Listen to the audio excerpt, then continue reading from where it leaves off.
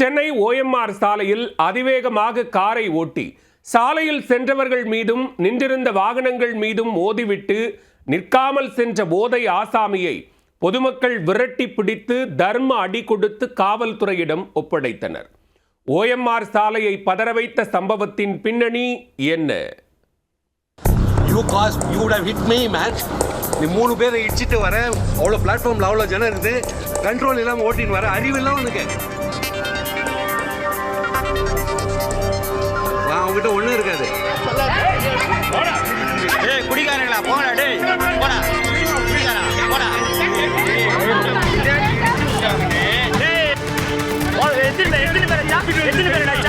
Chennai OMR சாலையில் தலைக்கேறிய போதையில் வாகனம் ஓட்டுவோரின் எண்ணிக்கை நாளுக்கு நாள் அதிகரித்து வருகிறது.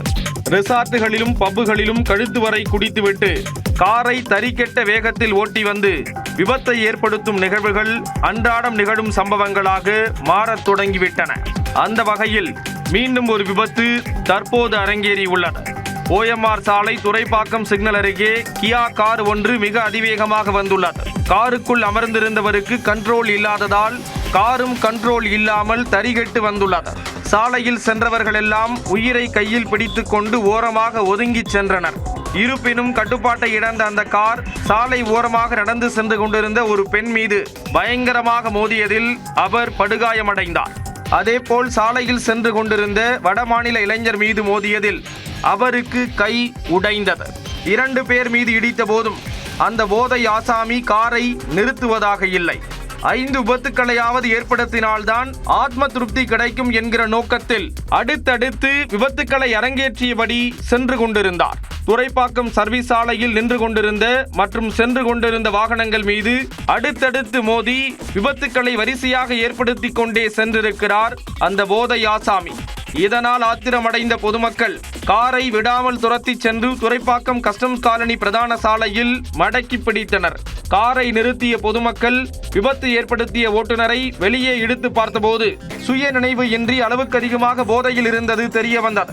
அதை பார்த்து கோபமடைந்த மக்கள் அவரது காரின் முன்பக்க கண்ணாடியை அடித்து நொறுக்கினர். 2 பேரும் குடிக்காரங்க, 2 பேரும் தான் குடிச்சிட்டு இருக்கானுங்க.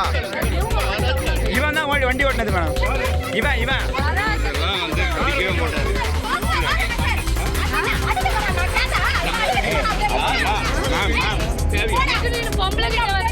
ஆம்பளை மாதிரி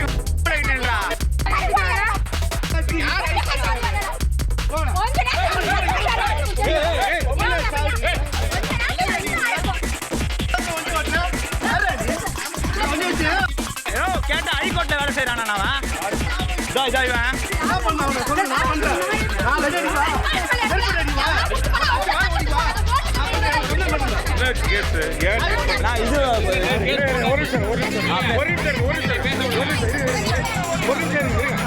தொடர்ந்து சம்பவம் குறித்து அடையார் போக்குவரத்து புலனாய்வு பிரிவு காவல் நிலையத்திற்கு தகவல் கொடுத்தனர். சம்பவ இடத்திற்கு விரைந்து வந்த அடையார் போக்குவரத்து புலனாய்வு பிரிவு போலீசார் மதுபோதை ஆசாமியை பொதுமக்களிடமிருந்து மீட்டு விசாரணைக்காக அழைத்து சென்றனர். PSR மால் கிட்ட நாங்கள் வந்துட்டு இருக்கும்போது ஒரு வண்டி கார்காரன் ஃபுல்லாக சரக்கு அடித்து ஃபுல் அண்ட் ட்ரிங்க் அண்ட் டிரைவில் இங்கே OMR அந்த மால் கிட்ட வந்து ஒரு லேடியை ஒருத்தர் ஓரமாக நின்றுட்டு இருந்தவங்களை இடித்து தள்ளிட்டு அப்புறம் வந்து ஒரு இந்திக்காரன் அவனை இடித்து தள்ளி அவனை கை உடைஞ்சு அந்த லேடிக்கு வந்து ஒரு சைடு ஃபுல்லாக தேத்தி போய் ட்ரெஸ் எல்லாம் கிழிஞ்சு அதுக்கு அடுத்து வந்து இன்னொரு வண்டி அடித்து லாஸ்ட்டாக வந்து என் வண்டி அடித்து வண்டி எங்கேயுமே நிற்காம பப்ளிக் எல்லாம் அவனை சேஸ் பண்ணி போய் பிடிச்சி நிற்க வச்சு அவனை அடித்தாங்க, கார் கண்ணாடி உடைச்சாங்க சார்.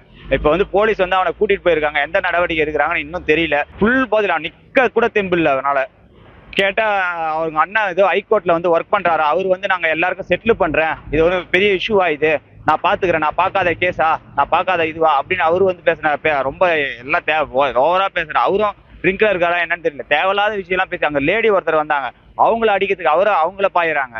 போலீசார் நடத்திய முதற்கட்ட விசாரணையில் காரை ஓட்டி வந்தவர் துரைப்பாக்கம் பகுதியைச் சேர்ந்த 47 வயதான பாஸ்கர் என்பது தெரிய வந்தது.